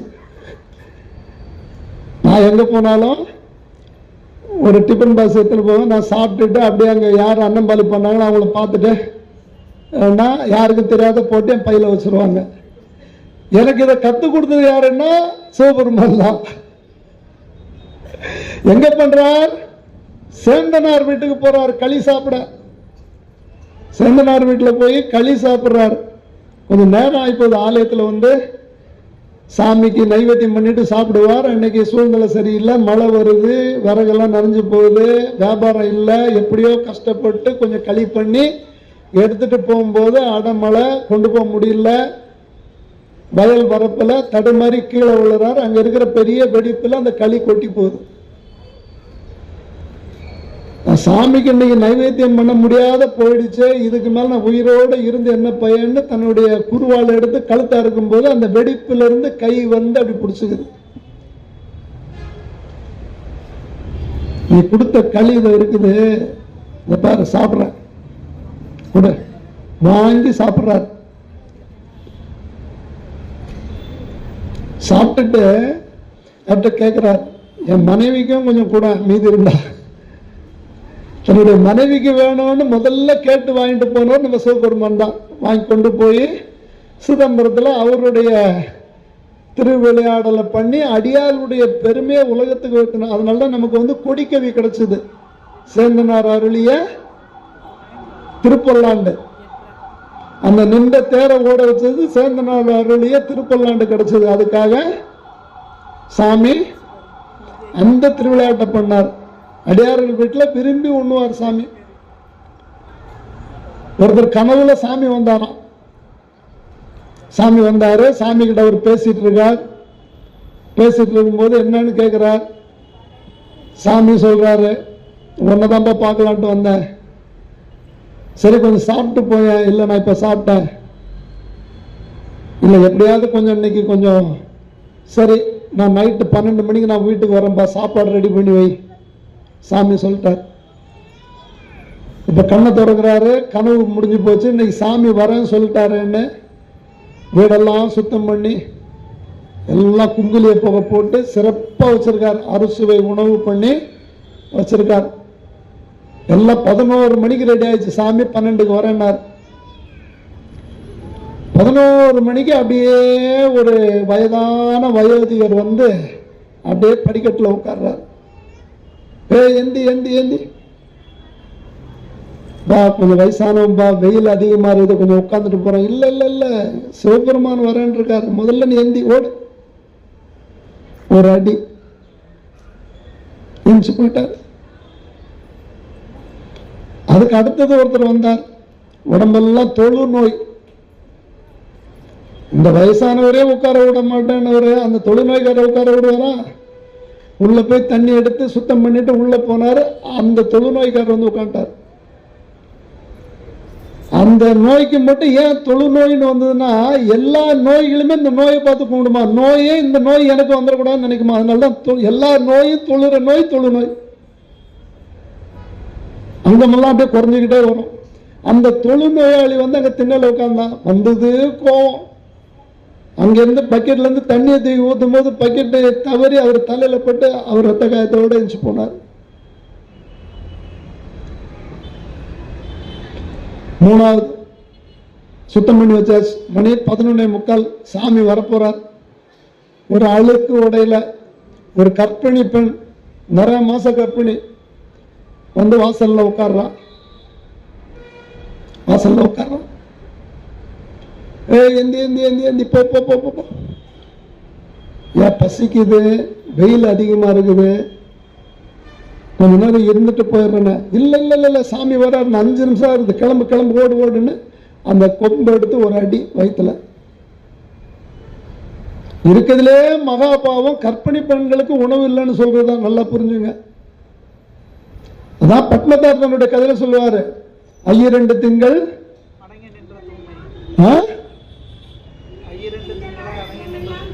அங்கமெல்லாம் நொந்து பெற்று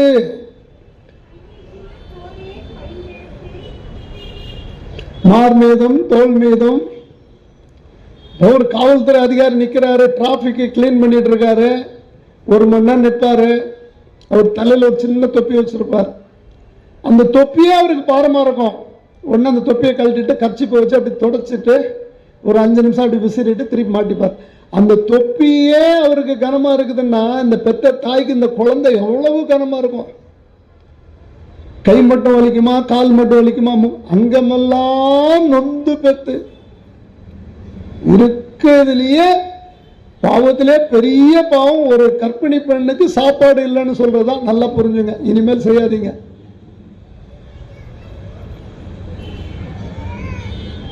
மிகப்பெரிய பாவம், அதையும் பண்ணிட்டார். 11, 50, 55, 58, 59, 12 சாமி வரல. சரி, இதுக்கு மேல அவர் வரமாட்டான்னு போய் உள்ள போய் படுத்துட்டாரு. தூக்கம் வந்தது, தூங்கினாரு. தூக்கத்துல சாமி கனவுல வந்துட்டாரு. என்னப்பா எப்படி இருக்க? சாமி நீங்க சாப்பாட்டுக்கு வரேன்னு சொன்னீங்க, நீங்க வரவே இல்லையே. நான் வரலையா? டே நான் 3 தடவை வந்து அடிச்சு அமிச்சிடா. நீ சொல்றேன், நான் 3 தடவை உன் வீட்டுக்கு வந்தேன்டா, நீ அடிச்சு அமிச்ச. என்ன முதல்ல ஒரு வயதுக்குனா வந்தேன், ஒரு அடி கொடுத்த வாங்கிக்கிட்டேன். 2வது வந்தேன், பக்கெட்டோட தூக்கி தலையில் அடிச்சு அமிச்சா, ரத்த காயத்தோட போனேன். 3வது ஒரு கர்ப்பிணி பெண்ணா வந்தேன், அப்பவே என்ன அடிச்சு அமிச்சேடா.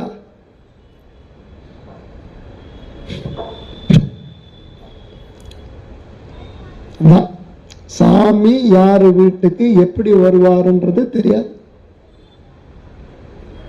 நாங்க டெய்லி நிறைய சாமியை பார்க்குறோம்.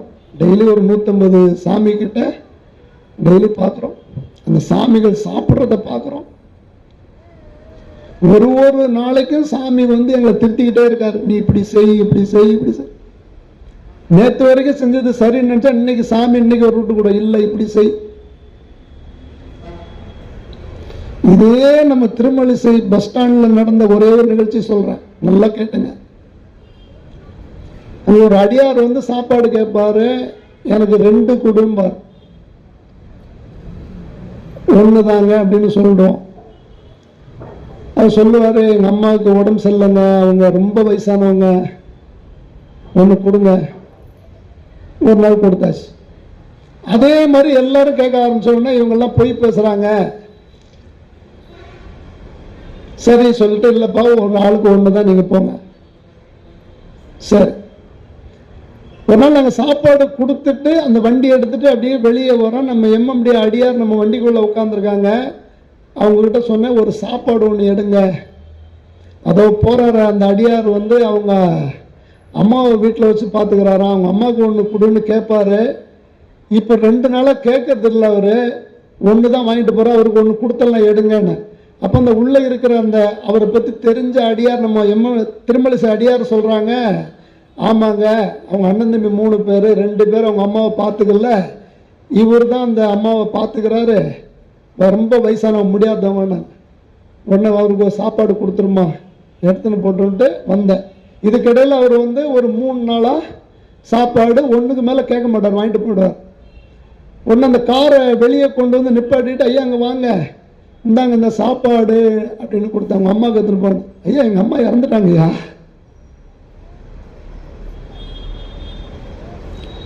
எங்க அம்மா இறந்துட்டாங்க, எனக்கு ஒரு சாப்பாடு போதும். இங்கே சாமி எங்களுக்கு ஒரு பாடத்தை சொல்லி தரார்.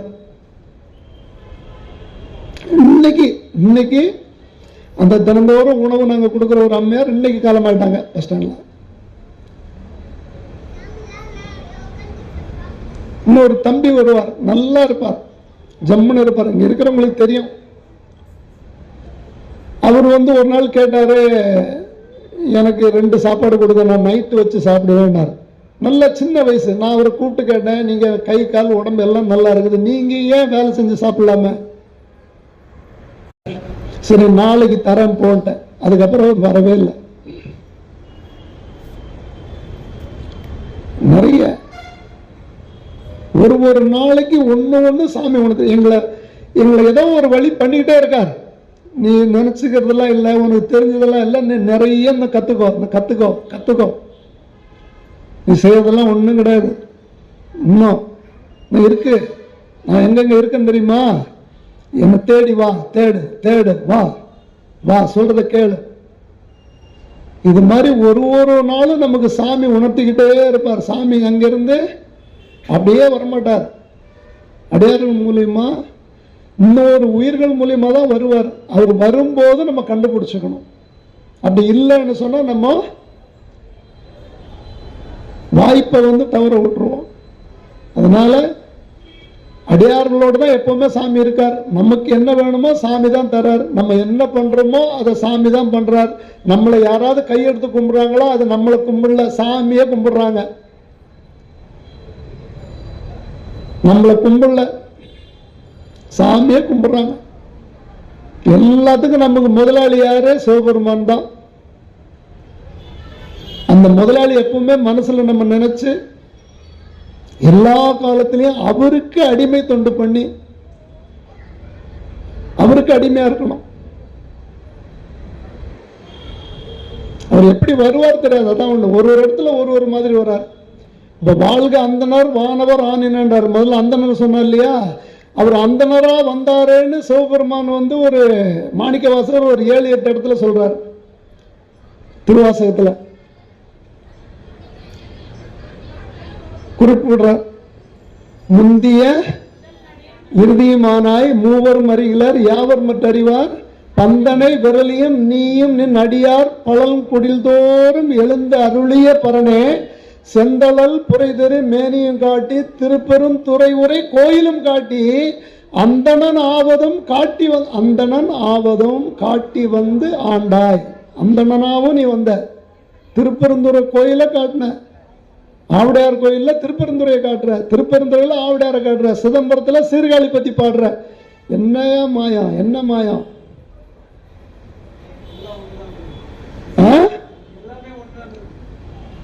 எல்லாம் ஒண்ணுதான். அங்கங்க இருக்கார். ஒரு ஊருக்கு ஒரு தலைவர் மாதிரி சாமி அங்கங்க ஒரு திருநாமத்தோட எழுந்தள்ளி உட்கார்ந்துட்டு இருக்கார். அப்ப சாமி வந்து எப்படி வேணாலும் வருவார். நம்ம கண்டுபிடிச்சுக்கணும். கண்டுபிடிக்கணும் என்ன பண்ணணும்? நான்ற அகந்த அழியணும், செருக்கு அழியணும். அந்த செருக்கு அழிஞ்சு பக்குவப்பட்டு சாமி கிட்ட போனா நமக்கு எல்லாமே சாமி தருவார் என்று கூறி உங்களுக்கு பதில் எல்லாம் சொல்றேன்னா ஏதாவது பதில் இருக்கா? மாயாசக்தி நீங்கள்லாம் கேட்கறதே எனக்கு வெக்கமா இருக்குது. நீங்கள்லாம் கேட்குறீங்க. இச்சாசக்தி, கிரியாசக்தி, ஞான சக்தி இல்லை, அது வேற சக்தி. இது மாயா சக்தி. ஆனா மாணிக்கவாசர் கதறாரு 6 கோடி மாயா சக்திகள்னு. ஆமா இப்ப சொல்லுங்க. ஆமா ஆமா எழுதிட்டீங்களா? 6 கோடி மாயா சக்தி. 1 2ன்னா அட்ஜஸ்ட் பண்ணிடலாம். 6 கோடி இந்த பக்கம் சுத்தி நம்மள ஃபுல்லா விங்ஸ் மாதிரி நம்ம என்ன பண்ணோம்? வாசு குரலித்தனம் பண்றோம்னு நினைச்சீங்களா? மாயா சக்தி பண்ணுது. ஆமா நம்ம எல்லாம் நல்லவங்க தான். நமக்கு சாமி பண்ற வேலை அது. 6 கோடி 1 2ன்னா பரவாயில்ல. நம்ம எத்தனை பிறப்பு எடுத்தோம்? 6 கோடி மாயா சக்தி. நம்ம எத்தனை இப்ப வந்து நம்ம எத்தனாவது பிறப்புல இருக்கிறோம்?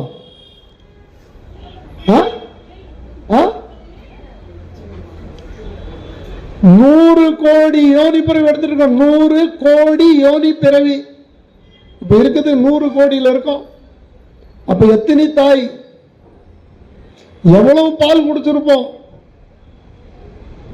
யார் சொல்றாரு? பட்னத்தார் சொல்றார்.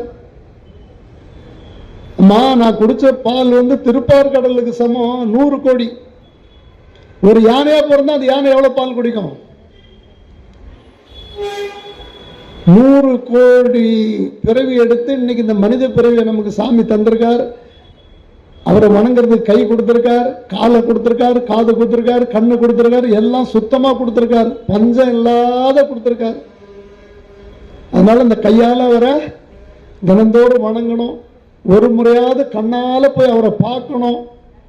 இந்த கால்களால நம்ம இந்த ஆலயத்தை வந்து பிரகாரம் வரணும், சுத்தி வரணும். கால்களால் ஆயப்பன் என் கரைக்கண்டன் உரைக்கோயில் சூழா கால்களால் என்ன பயன், கைகளால் என்ன பயன், வாய்களால் என்ன பயன்? வாயே வாழ்த்து கண்டாய் மடையானே உரி போர்த்து பெய்யாடு காட்டகத்தை ஆடும் பிரான் தன்னை வாயே வாழ்த்து கண்டாய். கண்கால் கால்மீன்களோ சிவபெருமா என்ன கலரு, தக்க தக தக தகன்னு ஜொலிக்கிற சிவப்பு. சிவன் எம் இறை செம்பவள எரிபோல் மேனி பிரான் திறம். கண்கால் காண்மீன்களோ கைகால் கூப்பி துளி அப்படி எடுத்து கும்பிடணும் சாமியா. சிவா அப்படின்னா உள்ள இருந்து ஊம்பார். அவரு இப்ப கூப்பிட்டது கேட்டிருக்க அவருக்கு ஊம்பார். அதை உணரத்தான் முடியும். எதுவுமே வந்து நமக்கு நேரம் கொண்டு வந்து டெமோ காட்ட முடியாது. அவர் என்ன பண்ணுவார்ன்றது நம்ம உணரத்தான் முடியும். அவர் உணர்த்துவார். ஒரு நேரம் உணர்த்துறார். நம்ம மட நெஞ்சம் அதை புரிஞ்சுக்க மாட்டேங்குது. இப்படி எல்லாம் பண்ணவங்க எப்படி இருப்பாங்க? கடைசியா முடிச்சிடறேன். நம்மளை கொண்டு போகும்போது யார் வருவாங்க?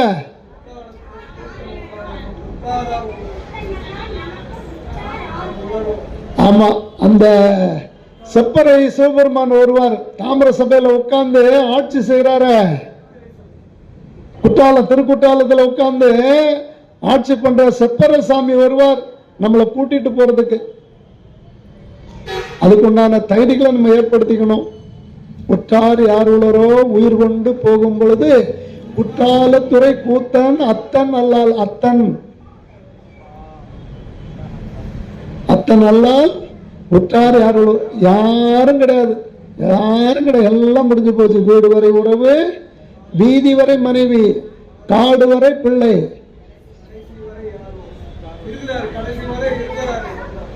நமக்கு வந்து கடைசி வரை யாரோ கிடையாது. குற்றாலத்துறை கூத்தன். அப்படி நீங்க வாழ்றவங்க இந்த வாழ்க்கை முடிஞ்சதுக்கு அப்புறம் எங்க போவீங்க? எங்க போவீங்க? சாமி எங்க கூட்டு போய் வைப்பாரு? அடுத்த பிறவி உண்டா உங்களுக்கு? அது மாதிரி கும்பிடுறவங்களுக்கு, அது மாதிரி இறைவனை மனதார வணங்குறவங்களுக்கு அடுத்த பிறவி உண்டா? இல்ல. அப்ப எங்க போவீங்க? சொர்க்கத்துக்கு போவீங்களா, நரகத்துக்கு போவீங்களா, மோட்சத்துக்கு போவீங்களா? எங்க? நமக்கு வந்து சொர்க்கம் கிடையாது, நரகம் கிடையாது, மோட்சம் கிடையாது. கைலாயம், கைலாய பதவி. அதனால நம்ம பதிகம் பாடுவோம். குரு மரபு சொல்லுங்க, கைலாய பரம்பரையில். புரியுதுங்களா? அதைத்தான் அங்க சொல்றாரு சாமி. யாரு? அப்பர் பெருமான் பாடுறார். இருமாந்து இருப்பன்களோ ஈசன் பல்கணத்துள் எண்ணப்பட்டு சிறுமான் ஏந்தி அங்கு சிவபெருமான் சேவடி கீழ் சென்று அங்கு இருமாந்து இருப்பன்களோ. கைலாயத்துல சாமி ஆட்சி பண்ற பீடத்துல சாமியினுடைய நிழல்ல சிவகணங்களா வாழலாம். அதுக்கு உண்டான தகுதிகளை நாம் எல்லாம் ஏற்படுத்தி தினந்தோறும் ஆலயம் போங்க, தினந்தோறும் ஒருத்தருக்கு உதவி பண்ணுங்க. முடிஞ்ச வரைக்கும் மௌனமா இருங்க. பேசுறதுக்கெல்லாம் திருப்பி பேசாதீங்க. மௌனம் தான் மிகப்பெரிய மருந்து. எல்லா நோயும் குணப்படுத்துற மருந்து மௌனம். ஒரு ஆலயத்துக்கு போனா கூட அந்த ஆலயத்துல நம்ம எந்தெந்த ஊருக்கோ போறோம், அந்த ஆலயத்துல போனா அந்த ஆலயத்து நடைமுறைகளை தெரிஞ்சு ஏதாவது பண்றீங்கன்னா பண்ணுங்க. ஒரு பதிகம் பண்ணாலும் சரி, அங்க ஏதாவது ஒரு வழிபாடு பண்ணாலும் சரி, அந்த ஆலய நிர்வாகத்துக்கு உட்பட்டு அங்க என்ன பூஜைகள் நடக்குன்னு தெரிஞ்சுக்கிட்டு நம்ம அங்க வந்து என்ன பண்ணணுமோ அதை பண்ணணும். இதெல்லாம் நம்ம முக்கியமா தெரிஞ்சுக்க வேண்டியது. இப்படி எல்லாம் பண்ணோம்னா சிவபெருமான் நமக்கு ஒரு இடம் கண்டிப்பா வச்சிருப்பார். யம தர்மம் வரமாட்டான். யம தர்மம் வந்தானா, டேய் அவன் என்னுடைய ஆள்டா, இந்த வேலை செய்யறதுக்கு நான் அவனை நிர்வாகம் பண்ணி வச்சிருக்கேன், வருவான், போ பூஜை பண்றான், போ போய. யாருக்கா சாமி காலால் எட்டி வச்சாரு? அடியார்களுக்கு. காலனை காலால் காய்ந்தான் அடியவருக்காக, நமக்காக தான் சாமி அங்க கோவப்பட்டார். ஆக அடியார் பெருமக்களே, நாம் அனைவரும் சிவநாமம் தினந்தோறும் சொல்லணும், திருநீர் நிறைய இட்டுக்கணும், கண்டிகை கழுத்தில் இருக்கணும். பார்க்குறவங்களெல்லாம் நமச்சிவாய சிவாய நம்ம சொல்லுங்க, அவங்க தகுதிக்கு ஏற்ற மாதிரி சொல்லுங்க. முடிஞ்ச வரைக்கும் ஒரு உதவி பண்ணுங்க, ஆலயங்களுக்கு தேவையான தர்மங்கள் பண்ணுங்க. கண்டிப்பா சத்தியமா சாமி நம்மளை காப்பாற்றுவார்னு சொல்லி, இந்த நின்னசேர் நெடுமாறனுடைய பதிகங்கள் மொத்தம் 10 தான். அதனால இந்த 10 பதிகத்தையும் உங்களுக்கு சொல்லி, அவர் எப்படி சமணத்தில் இருந்து சைவத்துக்கு கொண்டு வந்தார்ன்றது சொல்லியாச்சு. அது முக்கியமாக அவருக்கு உறுதுணையாக இருந்தவர் அவருடைய மனைவி. அந்த மதுரை மாநகரத்தையே ஒரு சைவ களஞ்சியம் மாத்தின பெருமை அந்த மங்கையர்க்கரசியாருக்கு உண்டு, நம்ம சம்பந்த பெருமானுக்கு உண்டு, 63 நாயன்மார்களுக்கு உண்டு. முக்கியமாக இதெல்லாம் நம்மளை பேச வச்ச நம்மளுடைய பெரிய புராண ஆசிரியர் சேக்கிலார் சாமிகள் திருவடிகளுக்கும் உண்டு. அன்னாரது திருவடிகளையும் வணங்கி, அடியார் பெருமக்களையும் வணங்கி, இதுவரைக்கும் அமைதியாக இருந்து இந்த சொற்பொழிவை கேட்டீங்க. கேட்கறதே ரொம்ப புண்ணியம். யாருக்கு? எனக்கு.